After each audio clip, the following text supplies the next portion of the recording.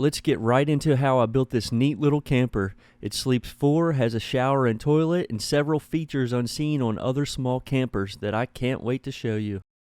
This build began by preparing the wood. Each 1x10 had to be cut to the same width. After that, I ran each board through the table saw until I had a nice 1/4 inch tongue on the top and a 1/4 inch groove on the bottom. Tongue and grooving will help the boards fit together like this.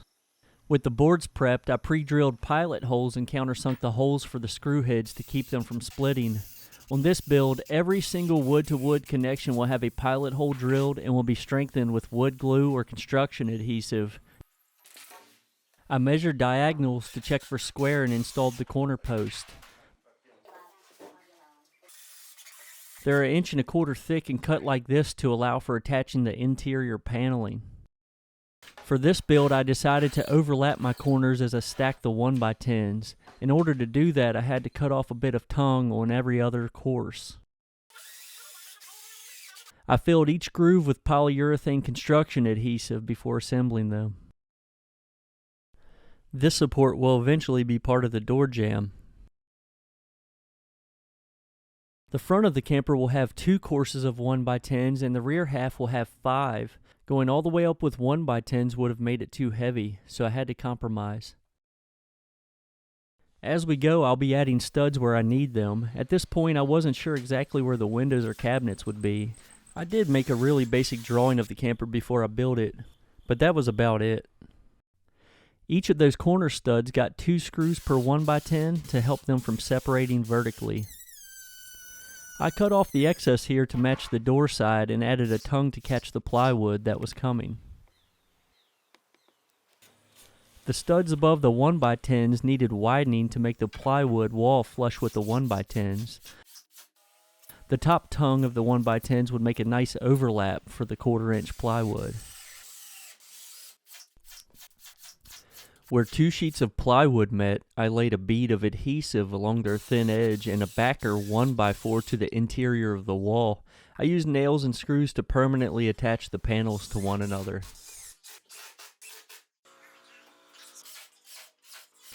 While attaching these panels, I surely wish there was unlimited size sheets of plywood. I'm probably just as uneasy with doing it this way as you are while watching me. If I could afford large sheets of aluminum, I'd prefer those, but then again, it wouldn't have that wooden look. The finished interior height is 6 feet exactly. I'm 6'1", but it's no problem to move around in there for me. Out of curiosity, I looked up human height for folks under 6 feet. This camper would work perfectly for 86% of the human population. The rest of us will have to duck a little, and that ain't bad. Each and every seam of plywood was covered with a heavy-duty all-purpose caulk, like you see here on the front corner. By now you've noticed that I'm building this before I mount it to the trailer. The main reason was that my garage isn't tall enough to build a camper that you can stand in while being mounted to a trailer. This camper is as tall as possible while being a hair shorter than my garage door opening. Here I'm using a technique from my last build while trying to perfect it more. I'm using these 4x4s as floor joists. The last camper was 6x9 with 2 4x4s. This one is 6x10 with 4 4x4s and a 2x4 for the front rail attachment. I made sure to hand crank those lags at the end so they wouldn't strip. Here I'm adding inch-thick strips so the floor will have an edge to lay on all the way around.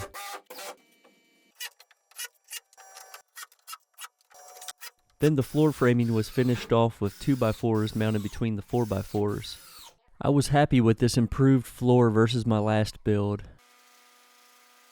I freehanded some curves and cut those out. They'd help me figure out where the windows might be. I kinda wish I knew how things would look before I built them. Then I could more completely frame a build, but until I see it I can't visualize how round I want my curves or how deep into the wall I want them to go. If I ever build a duplicate, I'll have the measurements, stud locations, and so on. I'll be able to plan better. But for now, this is just prototyping.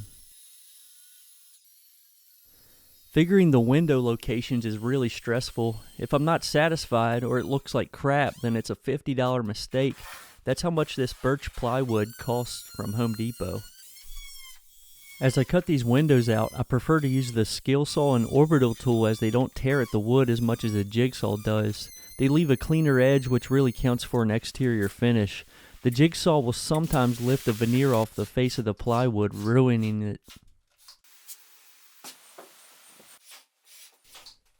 I framed out the windows with 1¼ inch lumber to match the studs.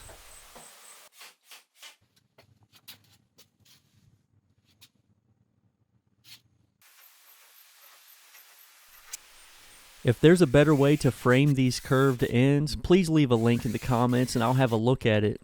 I don't mind doing it this way, but my gut says I'm using a lot of material.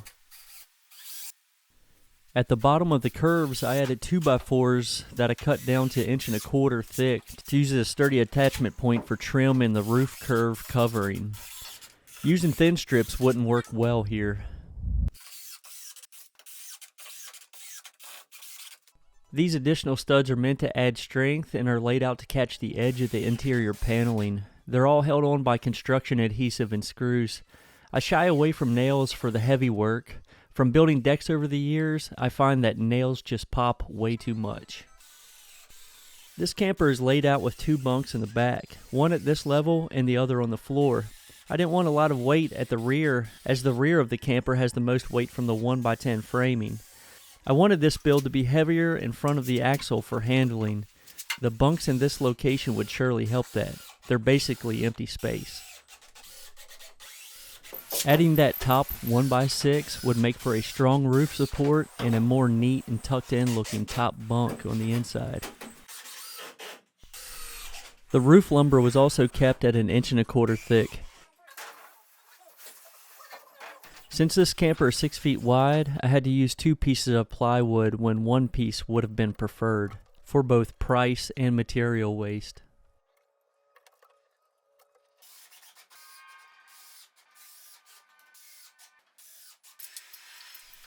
Here I'm sealing over the screws to protect the rubber roof membrane that I'll be installing shortly. With the basic framing complete, it was ready for floor insulation. The floor got the 1-inch pink stuff and the walls got the 1/2-inch silver stuff from Home Depot. I'd like the walls to get the thick stuff too, but building them thicker and heavier and losing interior space wasn't the goal. Before installing the floor pieces, I applied adhesive to the floor framing to hold the insulation.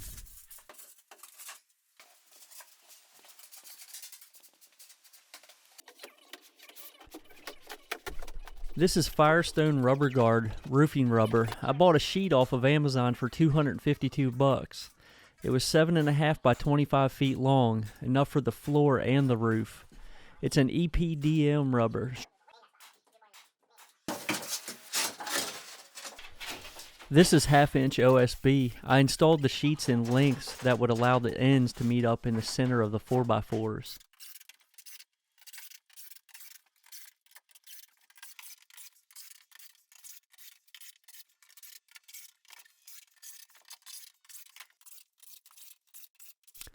This 1x6 marks the edge of the bottom bunk. The front and rear curves were insulated with the leftover 1-inch insulation, then sealed a bit better with spray foam.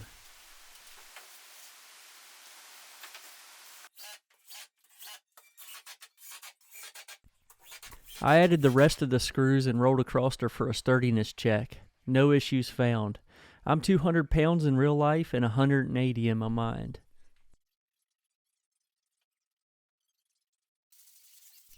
Some of the caulk was a little high, so I sanded it down and vacuumed the roof in preparation for the roof rubber.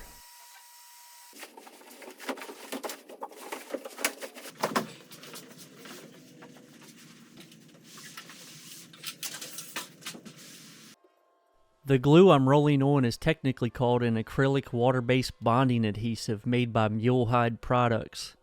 I tested some of the other caulks in the garage to see if they'd stick to the rubber. None of them would stick well. They all easily peeled off.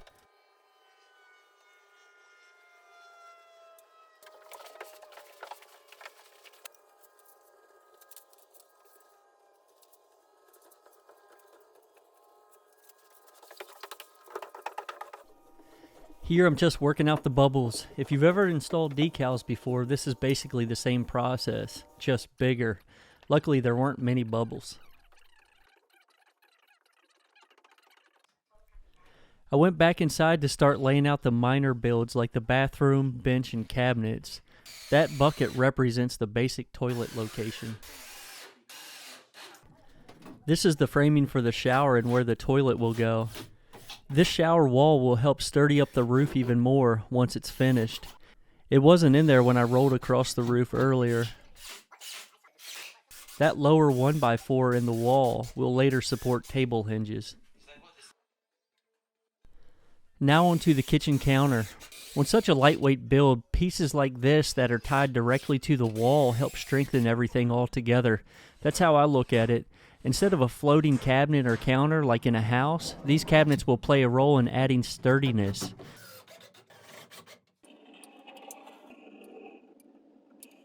That 1/2-inch OSB will eliminate a lot of potential flex in the front walls. Regular cabinets don't do that in a house, they just hang there. When I add something, I think, how is it going to help structurally?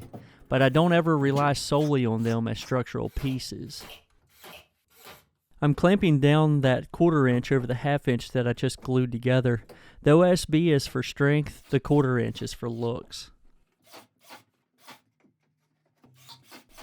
For the upper cabinet, I'm using 1x material to make it sturdy and cutting a curve to add a bit of design. I didn't want this cabinet to extend all the way across, as it would have taken part of the view of the entry side's window.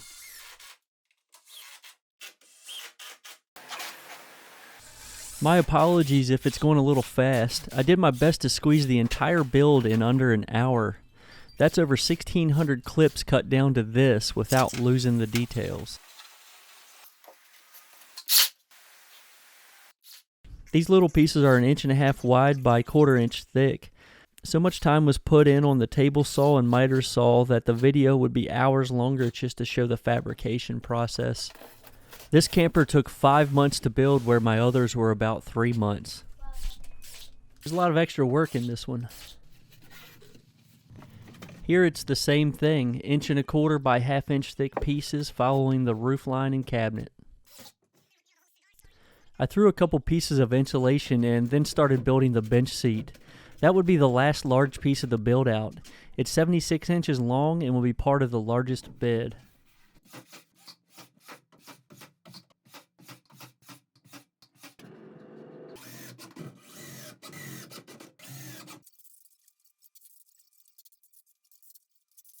This bench will turn into a bed by lowering the rear of the seat onto supports.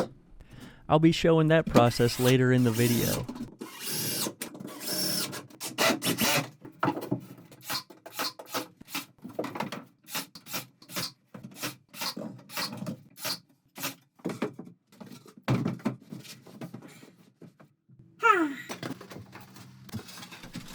There's never much to insulation. I just filled the gaps and used metal tape to cover the seams.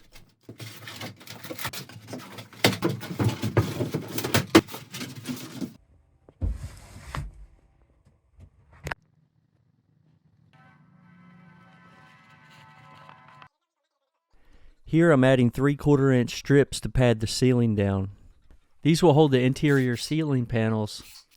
The ones in the center of the ceiling were placed closely to where I planned for the lights to go, to keep the panels from sagging. With the insulation in, I began installing the lights. I was more comfortable with the location of the exterior lights at this point than the interior, so I did them first.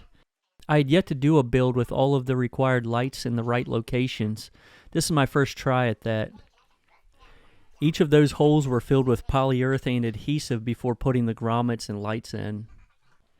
Across the rear there had to be 3 center marker lights, 2 top side marker lights, and each side of the camper needed a front marker and rear marker in the colors shown, according to National Highway Traffic Safety Administration. There's going to be a few areas that I've tried to make my builds more compliant, and this is one of them. Of course, here in West Virginia, we don't have any issues getting one of these registered, though it was $266. Here I'm fishing some 18 gauge wire to those marker lights. I used wire staples when I could and metal tape when I couldn't. The lights I installed are LEDs. I got them on Amazon, a pack of 20.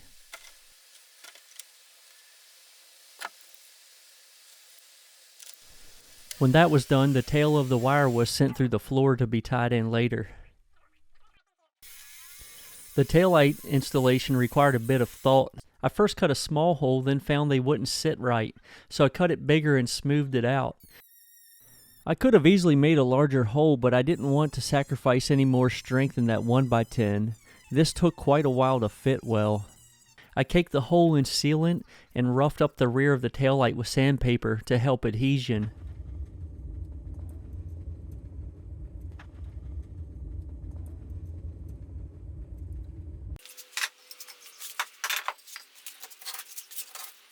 This was my first time installing a tag light on a build. Just trying to practice being compliant in case I can ever do this commercially.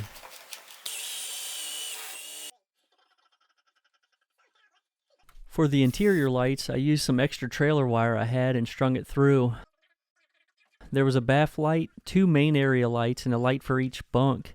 I specifically wanted to use these style lights because they reminded me of other campers and camping.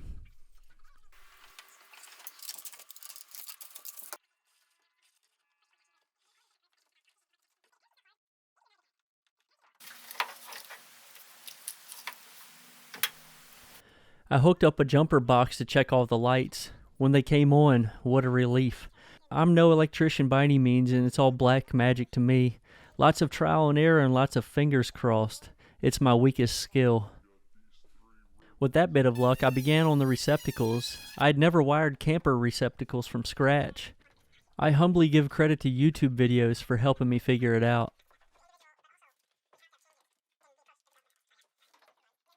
I ran a receptacle under the kitchen cabinet, to the end of the bench, and behind the refrigerator, under the counter. The one behind the fridge will be a GFCI since it will sit under the sink.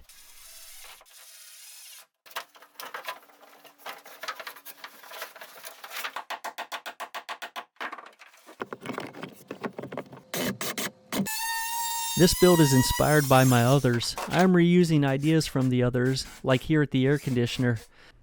In the last 2 builds, I fully encased the ACs inside the builds while ducting them out with sheet metal. They worked fine, but folks expressed a lot of concern. I still will not accept a window AC fully hanging out the side of a custom build, so I'm trying something new here. We're going to partially encase it while letting the hot air be vented without obstruction and while trying to keep it from being hideous looking. Here I'm using some of that foil-backed insulation as water guards in case water would fling out of the side vent. It will be funneled to the drain pan and right outside the camper.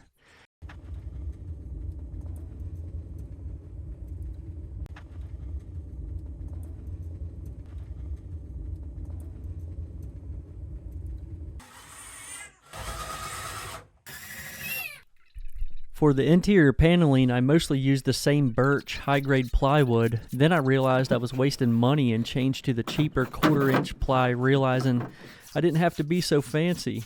I saved $20 a sheet, and it looked pretty much the same. Each panel was glued on and supplemented with finish nails.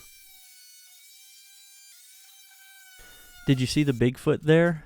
If so, and you want me to finish it for a video, let me know in the comments.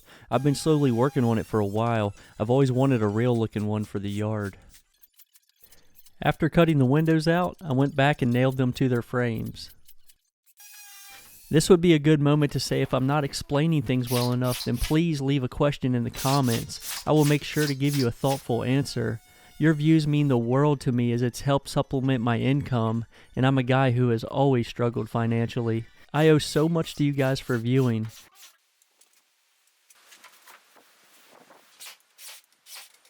If I were to build this again, I would consider attaching these panels to the underside of the roof supports instead of recessing them.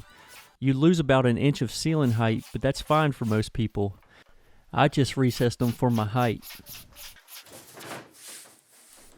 Here I'm adding a support that will hold both the kitchen table and one half of the bed.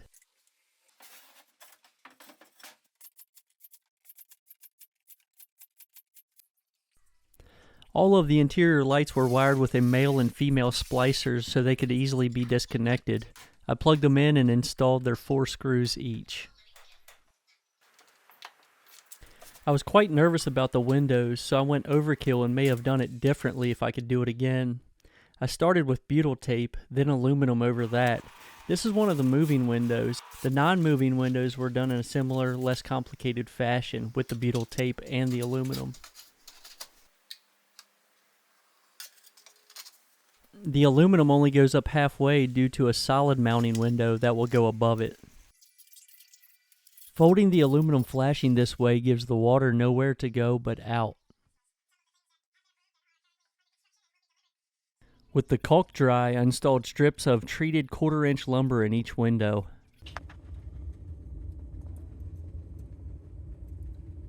I used some scrap wood to keep the pressure on until they dried. Then a bead of sealant was laid to fill the gap between the board and the window. That orbital saw really makes short work of cutting the acrylic windows. I use acrylic after experiencing other folks breaking the glass on another build. Glass is too risky. I cut each acrylic sheet, then clamped them in place inside the window frames. Notice that the wood is channeled out to accept the acrylic. One saw blade swipe works perfect for this. Also, I'm using Gorilla Glue's absolute strongest adhesive for the windows, and it happens to be clear. On my last build, I used regular lumber for the windows. Here it's treated. I hope you'll see this build as a slow progression versus my last builds instead of an attempt to build something perfect. I'll be the first to say it's anything but perfect. I hope to improve, as always, though. On the small windows, I used tape as a clamp until they were dry. It was quick and easy that way. When they were ready, I slid them into place.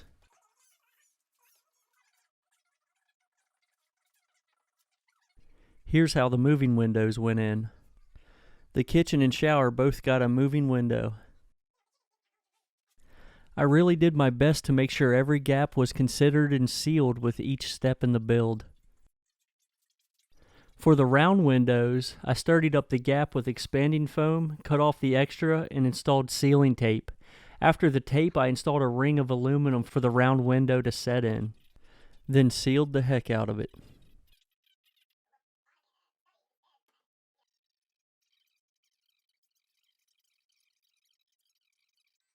Each window is trimmed on the inside by 1.25 inch trim cut from the table saw. The exterior window trim is a thicker 1.25 inch with rounded corners and edges. These small strips will keep the bottom windows from kicking out. Here I'm making the round window trim with a circle jig. I haven't used much for my school education, but I think I learned to do these jigs in elementary school a long time ago.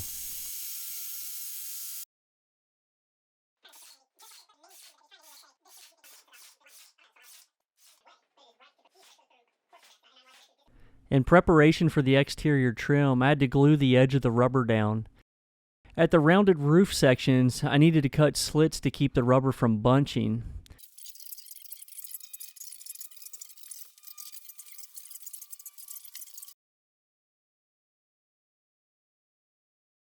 After the glue was dry, I covered each slit with lap sealant made for this style of rubber.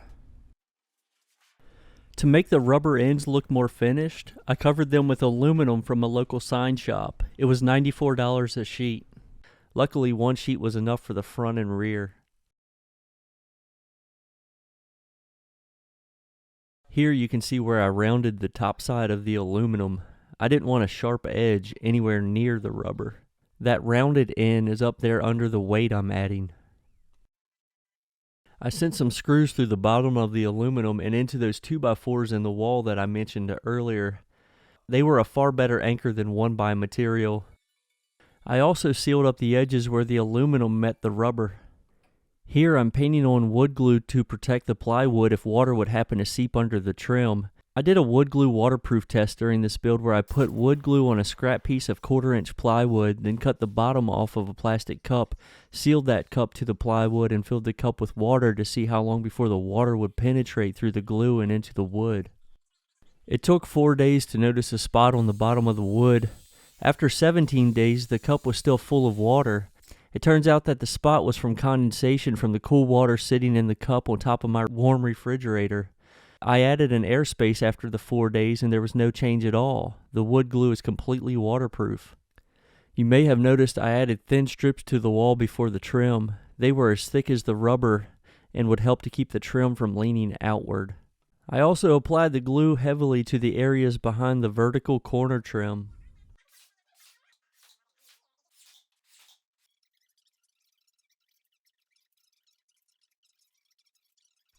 On my last build, I kept this trim 3/4 of an inch higher than the roof for looks. It was a shorter camper. This one is much taller, so I kept it flush with the roof and water will have no problem draining. Here I'm reluctantly adding screws to the top end of the aluminum. After the adhesive dried, it wasn't holding the aluminum down good enough for me. I didn't want to penetrate the rubber with screws, but I did make sure to cover those screw heads with a couple layers of lap sealant when it was all said and done. This is the first bead of lap sealant. The tube says it would shrink up to 30% once cured. It sure did, so I applied it a few more times, as you'll see later. The door jamb was the last part of the wall build. Attaching the jambs 1x3s perpendicular to the wall really helps to eliminate wall flex when using studs that are so thin. When building the door, I was motivated by the simple look of a screen door or storm door, long, thin, and with a large window at the top. I thought it would look nice on this build. Here I'm applying glue and insulating it. I flipped it, glued the other side on, and let it dry.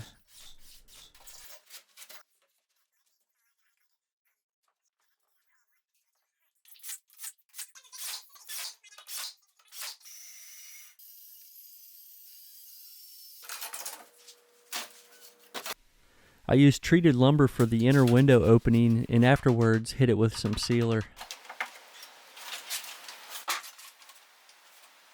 Here I'm adding decorative trim that will line up with my bottom 2 rows of 1x10s.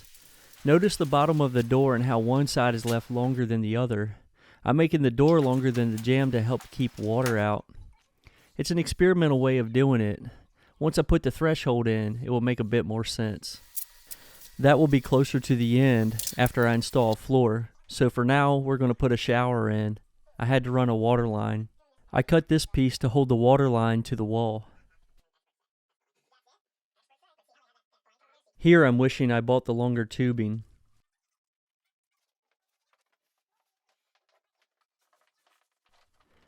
And here I've decided I want the lowest threshold possible, so I cut a strip of the floor out for the water line. I didn't want to run the water line underneath the camper. I wanted it to be in the insulated living area. For the 3rd time, I'm using roofing rubber on this build. This will be my shower floor. In 2019, I lived in this van while working a summer travel job. It had a similar shower to the one I'm building. The roofing rubber worked great as a shower floor. A basic tour of that van is on my channel as well. For this build, I stapled the rubber to the wall and applied metal tape over its edges. These panels weren't fun to fight in place. I overlapped them by at least 2 ridges. I applied adhesive to the wall to hold them and screws were only used at the top.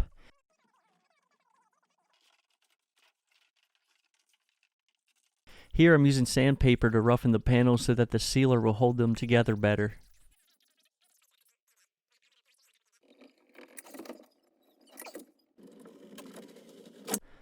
Some weight and pressure and a week to dry and everything turned out well. I did find that I wanted to start using an adhesive that didn't need 7 days to cure.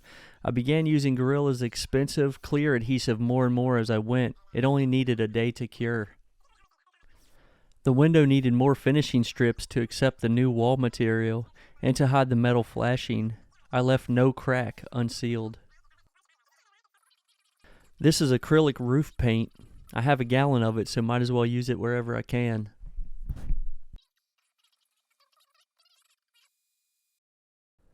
Three coats on the floor were needed before it was white enough. This is polyurethane construction sealant.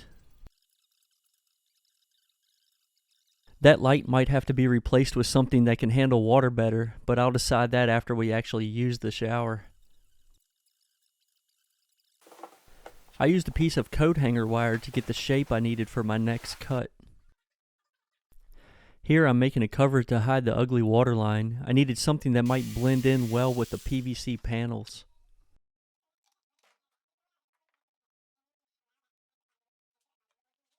I threw this fitting together and slid the cover on the line.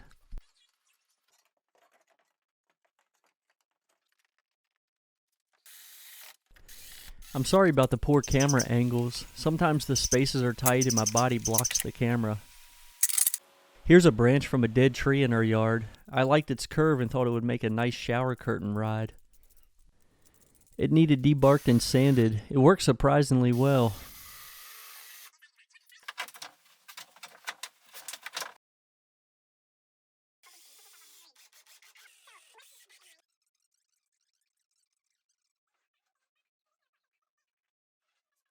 When I remembered that I should add a porch light, I ran the wire behind the PVC panels into the future power area.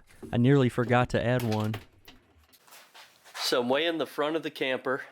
We've got it hooked to the rafters up here, and we got our scale here, 57.6 kilograms at the moment, and we got the front end raised up.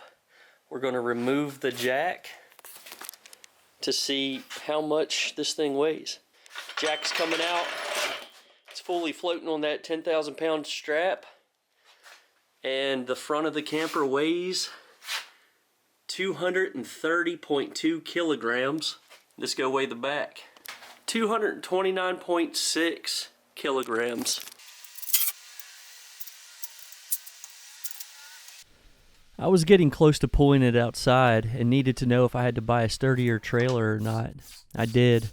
I bought the Harbor Freight 1,720 pound rated trailer, and I had a new 1,195 pound rated trailer assembled and ready to go right there.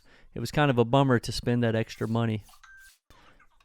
Outside of these pieces of trim, there wasn't much more weight to add to the build.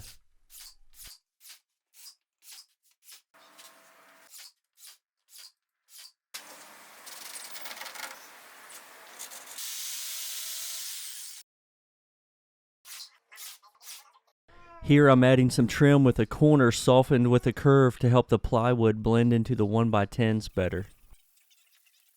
Sanding is just one of those things that has to be done, but man, I wish it didn't.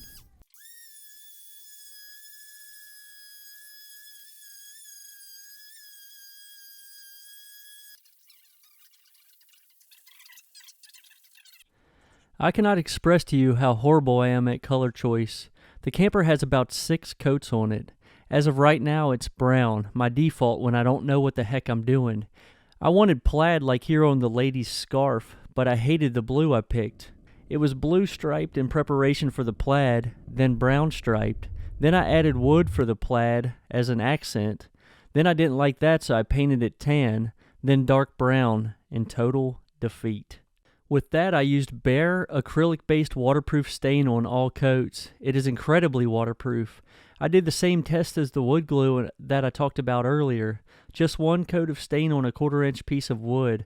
I put water in it on December 14th, 2023, and it still has water in it today, March 3rd, 2024, and the plywood has no damage whatsoever. Here I'm tying in the porch light. What's weird is that light was made for AC power and I wired only for DC power. I thought car headlights are DC power, so I had an extra laying around. I took the guts out of the light and made an aluminum bracket and installed the DC light. Before this moment, I thought that any light could be powered by any AC or DC wiring configuration. So I live and learn. This trim hides the screw heads I used to attach the 1x10s in plywood. The door ended up with 4 hinges instead of 2. I know it's frowned upon to mount your hinges on the outside for thieves breaking in, but I learned that thieves aren't so polite as to kindly unscrew your hinges. I had an incident in San Francisco where thieves just smashed in my car window. They're anything but patient and delicate. If they want in, they'll get in. That's just a crappy realization about life.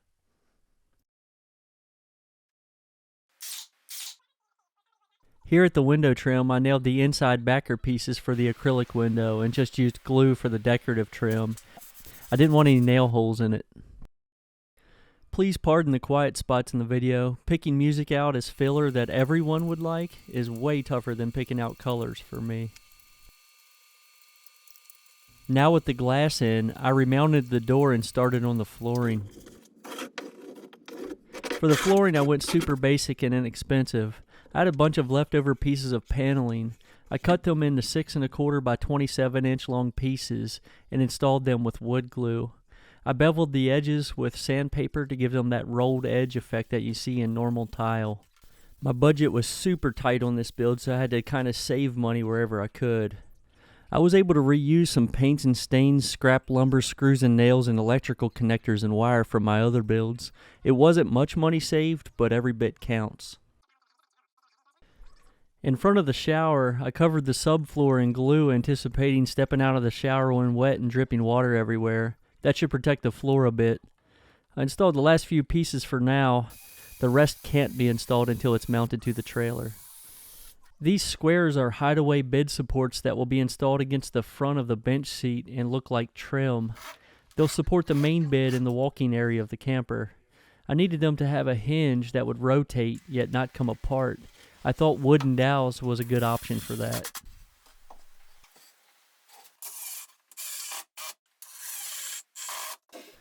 In between the moving parts, some solid pieces finished off the trim look. They simply pull out and tuck back in.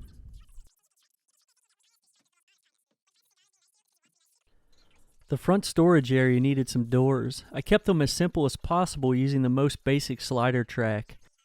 I prefer doors that slide. They won't fling open when driving and no hinges are needed. These are wooden vents for the side of the AC. It'll have interior and exterior vents, and I don't mind if it vents inside a bit. It should be fine. These ACs are overkill for such tiny spaces anyway.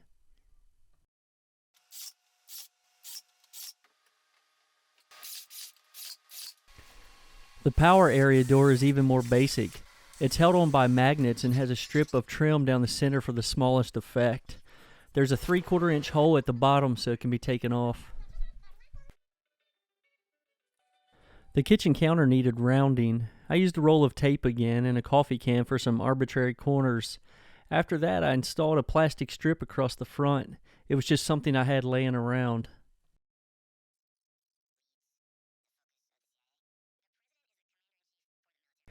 Here's an ultra basic cabinet. It was a good spot to hide the seam where the panels met, and an ideal place for whoever is sleeping in the top bunk to put their stuff for the night. I finished hiding the seam with a bit of trim. This will be our tabletop for eating. I'm gluing a piece of 1/4 inch to a 1/2 inch piece of OSB. While that was drying and I had the glue out, I laid a layer across the kitchen counter. I decided it would make a smooth, protected finish that I could paint later. Now back to the table. Some sanding turned regular wood into something slightly better, and I mounted it to the rear of the shower wall. 2 more hinges and a hunk of 1/2 inch plywood, and we had ourselves a folding leg. This was part of an old rocking chair leg. I cut it in this L shape to use as a lock for the table.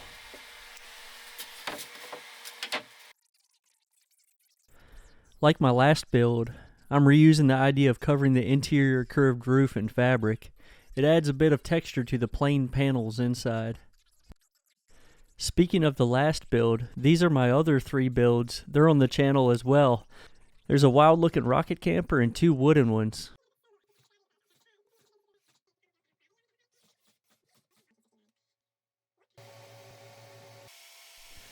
These wooden strips will do just fine for hiding the staples.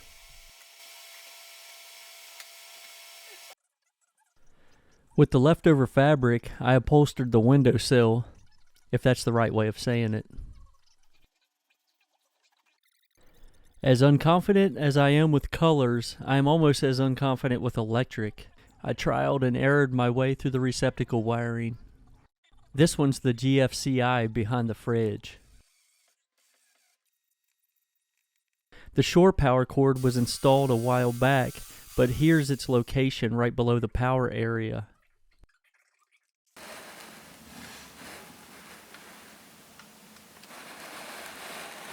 To hang the electrical components, I installed 1/2-inch plywood painted black on one half, then the breaker panel. I went with this one as it was only $28 and sufficient, if not a little big and bulky. There were smaller, lighter options for RV-style panels, but I found them too expensive. As I utterly do not recommend wiring like I did, I won't show the wiring process, but I feel okay showing you how it works. First, I had a couple 40-volt batteries from a Ryobi mower that stopped working for God knows what reason. I knew in my gut that if one of those batteries could mow my almost half-acre lawn, then it surely could power the lights and stuff. But how to do that? I had no idea. I just knew I wanted AC shore power and DC battery power. None of my builds had ever been battery powered. After 3 days of sheer confusion, I managed to pull this off. In the battery-powered configuration, you install the 40-volt battery. It's reduced to 12 volts with this converter, then fed to this inverter to turn it to AC power, and this plug from the receptacle junction box can be plugged into the inverter. For the DC-powered utilities, you plug in this 12-volt socket. Here's the DC fuse panel. In the shore/AC powered configuration, you take the battery out of its easy clip-in holder, you plug the receptacles right into the panel with that big plug. For the DC utilities powered by AC, you plug them into this socket, which is coming off the AC to DC converter. It works great, and I know it looks like a rat's nest, but I don't really care. And down here is a water pump on-off switch. With the electric end, I started on the plumbing. This is a 15-gallon tank. They come with the fill hole sealed, so that needed cut out. I attached the fitting for the vent and a T-fitting for the supply and drain line that will go through the floor. As I try to limit exterior holes, this tank will be filled from inside the camper with this inlet. Underneath the camper, there's a simple on-off valve at the end of that drain line. I threw in a block that would work well to hold the tank in place and make for a seat support. On the floor there are a few thin strips to keep it from sliding around. Here's a T-fitting I made for the sink. The idea to make a copper tube sink was one I'd wanted to try for a while. I started with drilling a hole in the counter and sending a straight tube of 1/2-inch copper into that T-fitting. Then I installed a shark bite valve. The nice thing about the shark bites is they allow rotation while keeping their seal, but that valve was ugly, so I covered it in wood. Then I went about bending a copper roll in the shape I needed for a faucet. It came together nicely. It turns out they make soft and hard copper. I bought the wrong one the first time when making this faucet. That roll was the soft copper. That finished the plumbing for now. I wasn't sure where I wanted the water pump until I had the camper on the trailer, so we'll get on to other things. Here I'm building a decorative cover for the ugly end of the AC unit. Its purpose is to add to the design while being functional in that you can lift it anytime you need to use the AC. The top block of wood is treated and angled to accept a hurricane hinge. The side pieces were penciled to that shape as I'm trying to keep a roundish theme. These lower parts are a 1/4 inch thick. I used sandpaper to bevel one side as I went to keep the curve as clean as possible. Each gap between the strips was filled completely with the Gorilla Clear adhesive. The door's watertight. If water would get behind there, I don't believe it would have any way inside the camper. If it made it into the air conditioner, it would end up in the drain pan and right back outside.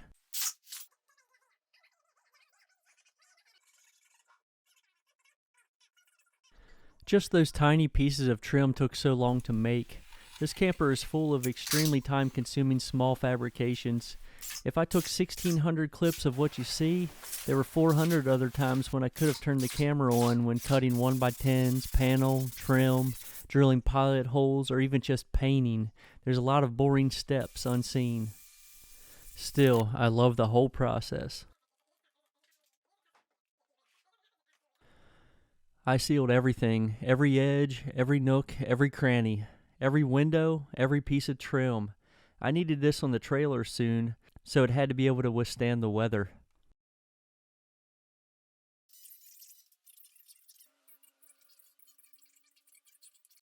Once dry, the windowsills needed stained with that waterproof sealer I used elsewhere. It was a tan color. For this build, I used Olympic water guard on the 1x10s. I am not satisfied with its performance.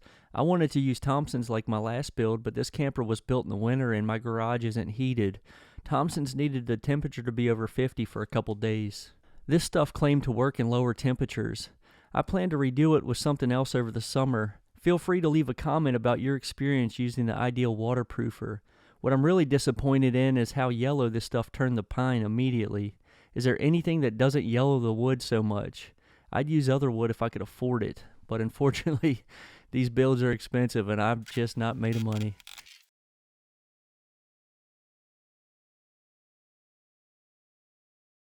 Well, we've lowered it onto rollers and pooped it out of the garage. I moved the axle back on the trailer 15 inches to make a 60-40 split regarding the weight. 60 up front, 40% in the back. I'm not going to get into the details of this too much as I absolutely do not recommend copying this technique. I'm comfortable with it, and that's good enough for me.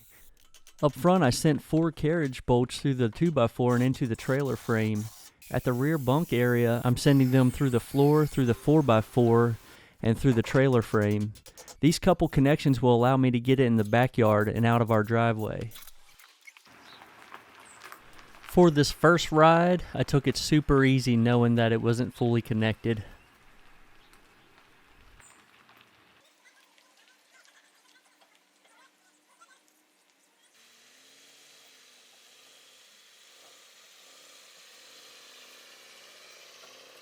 Here I'm adding 3 steel spacers to the rear connection.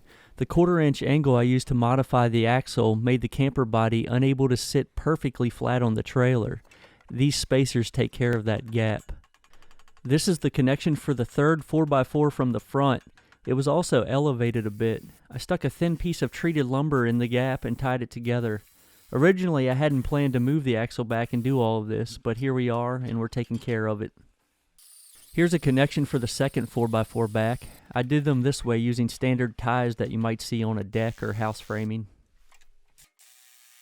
For the most forward 4x4, it laid flat on the trailer and I tied it in like this on both sides. Now I could finish the floor. I had planned to cover the carriage bolts with the floor. I sanded out some pockets for the bolt heads and went heavy on the paneling caulk to fill the space. I used wood glue earlier but wanted something slightly thicker here at the bolts.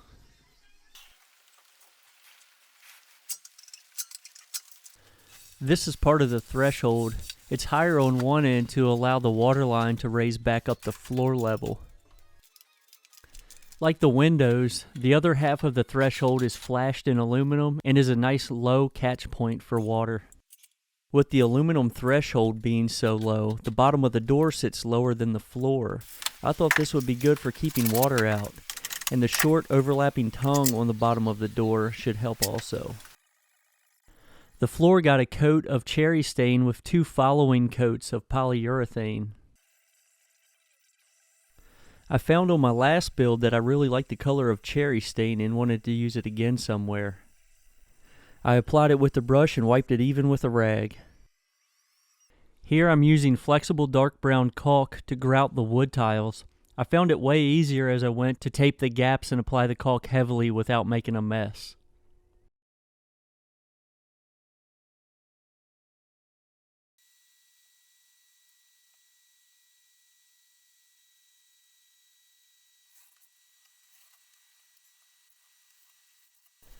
Finishing touches mode was in full effect now. Small things like this inner window trim still needed done.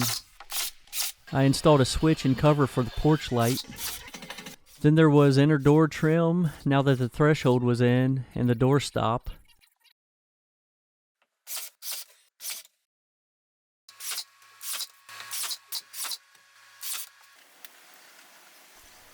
some trim and sealing at the shower edges. I threw on one of these locking doorknobs as it reminded me of a storm door. I had to make a new inner piece out of a jigsaw blade because the door was too thick, and I used heavier screws. The inside needed caulked for good measure, and almond caulk did the trick.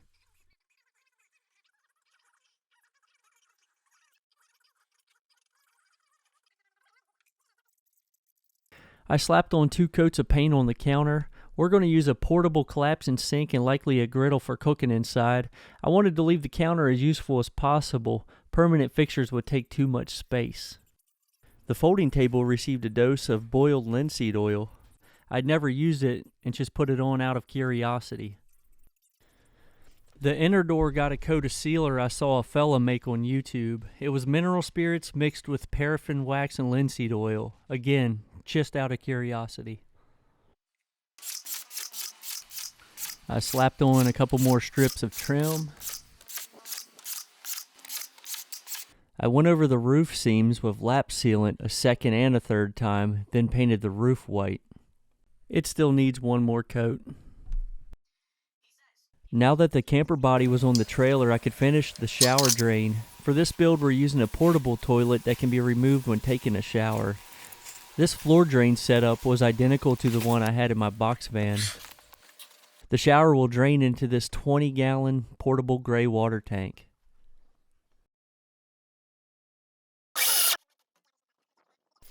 Here I'm attaching 3-inch bed foam to a 1/2-inch slab of OSB. This will make the seat back for the bench inside, while also being the other half of the bed. I use staples generously and that super strong clear Gorilla adhesive. I didn't happen to buy enough fabric, but the area that is unupholstered will also be the unseen side of the seats.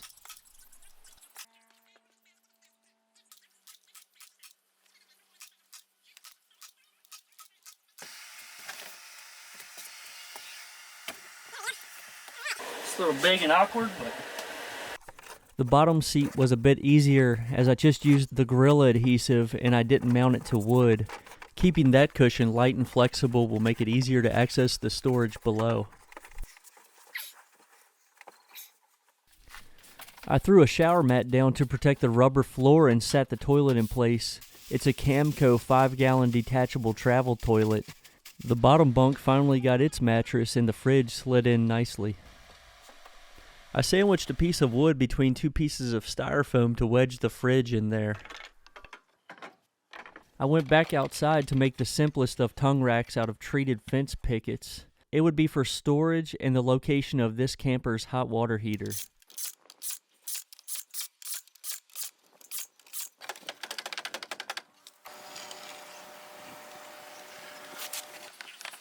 You may have noticed the hole below the air conditioner earlier. These lines were fitted with quick connects from a pressure washer. They'll be for hot water heater usage and for outside showers. After pressure testing for leaks, they were held in place by an aluminum plate and spray foam. To use the water heater, fill the pot with water from your inside tank. The left line is outflow and the right line is an intake line. Once you have the pot filled, turn the valve to the regular tank off. Light the burner that's mounted to the tongue, put your grate and water pot back on, and wait about 7.5 minutes. That's what it took to make comfortably warm water during this test. Now your shower is ready. That copper tube on the intake line is to keep the rubber line from melting if it were to touch the bottom of the pot. Oh, and make sure to cut the propane off before your shower. This is a 3-gallon pot. For a longer shower, fill it up again or start with a bigger pot. Those quick connects snap in and out as easy as pie, by the way. See if we can get some hot water out of here.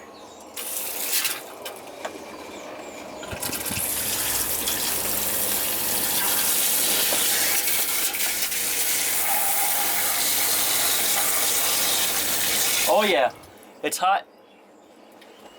It's hot almost immediately. I've only been going for a couple seconds, it's already warm. I wish you could feel it, there's no way of proving it. When you're done, everything can be placed in the pot and stored away. Every once in a while, I have to make a contraption to keep me sane. This hot water heater is a contraption for sure. Heck, the whole camper is a contraption, but I was fully committed since the beginning of the build to make my own water heater. I couldn't be happier with it. Here's a bit of footage with the sink on just to verify it works. I moved the location of the water pump to here, but checked its operation much earlier in the build. Now we were down to the finishing touches of the finishing touches. There's always a million. I sealed the entire underneath with polyurethane sealant around every piece of insulation and every board. And while I was down there, I sprayed the untreated wood with this Gorilla brand rubber sealant. The camper needed wired for lights. I ran those. There's another video on the channel showing trailer assembly with wiring if you're interested. The door needed a seal, and the threshold needed some grip tape to encourage folks to step there and not on the aluminum.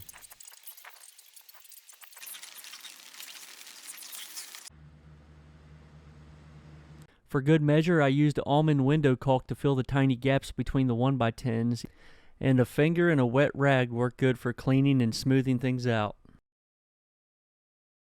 I added decorative trim after seeing something similar on a t-shirt. The camper was looking incredibly plain to me, and it needed something to jazz it up. I'm not even a fan of the dark brown, but I'm not painting it again soon. I've painted this thing enough. One day I'd like an upgraded paint scheme, but I've been thinking about it for months and haven't come up with anything other than brown. We drove it across the scale to see what it weighs. The scale operates at plus or minus 20 pounds. It recorded the camper weighing 1,620 pounds with a full tank of water. The manual says never exceed a load of 1,720 pounds.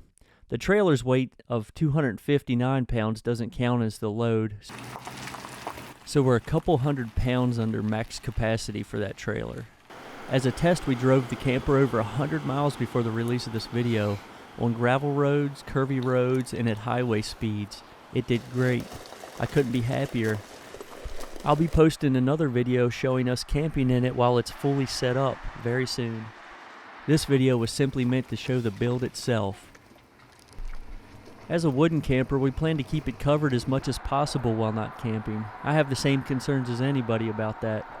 If it gets rained on here and there, that's no big deal. I'm not too worried.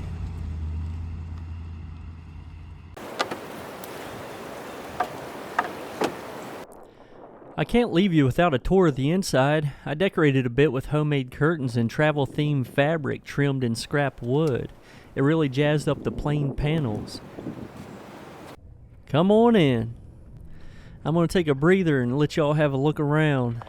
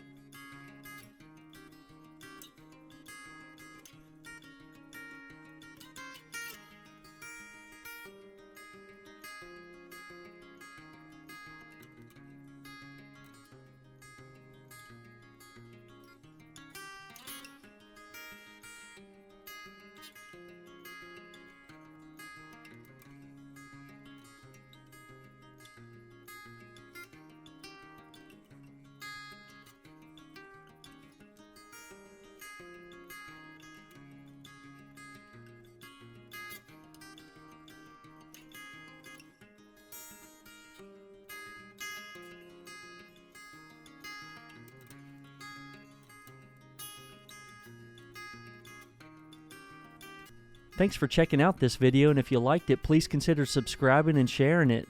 Your support is incredibly appreciated. I'm truly grateful for your time. We'll see you on the next build.